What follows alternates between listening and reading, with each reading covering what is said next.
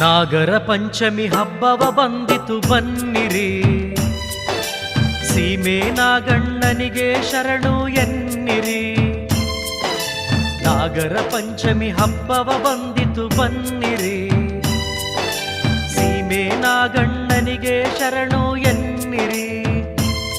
ಸಡಗರದಿ ಸಂಭ್ರಮದಿ ನಮಿಸುತ್ತ ಬಾಗಿರಿ, ಸೀಮೆಗೆ ಸಾಷ್ಟಾಂಗ ಹಾಕಿರಿ. ನಾಗರ ಪಂಚಮಿ ಹಬ್ಬವ ಬಂದಿತು ಬನ್ನಿರಿ, ಸೀಮೆ ನಾಗಣ್ಣನಿಗೆ ಶರಣು ಎನ್ನಿರಿ.